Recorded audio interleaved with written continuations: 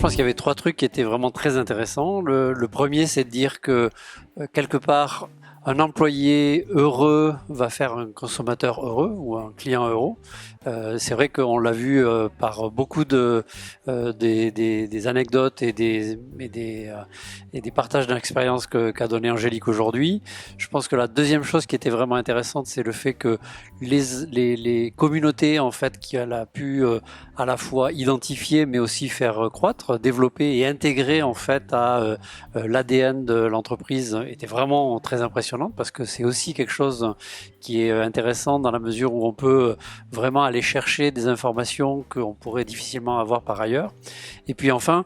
même si effectivement l'expérience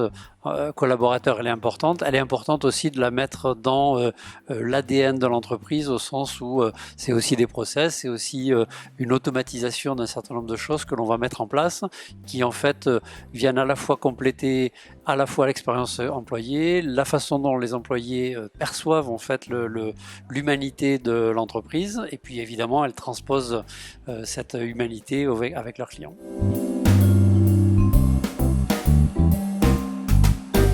Oui, je pense que, comme on l'a dit, c'était déjà important avant, c'est probablement encore plus important. Alors c'est important parce que il y a effectivement un certain nombre de challenges qui sont nouveaux par rapport à cette nouvelle période. Le fait, par exemple, que les employés, ils ont moins ce lien social avec leurs collaborateurs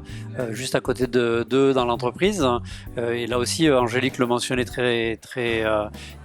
sérieusement, c'est le lien en fait que les équipes peuvent tisser entre elles, la motivation d'équipe, la connexion avec leurs managers, etc., fait que les équipes sont moins soudées qu'auparavant. Un collaborateur qui va être amené notamment à dialoguer de manière régulière avec ses clients, il le fait dans un contexte qui n'est pas du tout le contexte de focus, on va dire de mobilisation qu'il peut y avoir à l'entreprise. Donc c'est effectivement quelqu'un qui va être beaucoup plus laissé à lui-même dans le courant de la journée, avec toutes les interruptions qui peuvent avoir lieu dans l'entreprise. Donc c'est effectivement quelque chose qui est très différent de ce qu'on connaissait avant, et c'est pour ça que arriver à trouver le bon équilibre entre justement une plus forte intégration aux équipes et néanmoins le télétravail qui est nécessaire aujourd'hui, c'est probablement la clé de succès pour les employés en entreprise.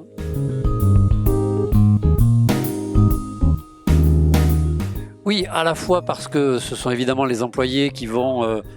délivrer cette expérience, mais c'est aussi les employés qui prennent en compte en fait le retour utilisateur pour transformer l'expérience client. Donc en fait, l'employé, il est notamment le porte-parole, mais il est aussi l'acteur en fait de tout ce qui va se passer en retour d'expérience client, et en faisant en sorte que cette expérience client, elle puisse se transformer, s'améliorer, et donc l'employé soit la cheville ouvrière quelque part des plans de transformation de l'entreprise. Et ça, c'est souvent quelque chose qu'on oublie. L'employé, c'est pas uniquement quelqu'un qui va être la façade de l'entreprise, c'est aussi l'acteur du changement de l'entreprise, et c'est tout le défi en fait que les entreprises sont obligées de relever aujourd'hui.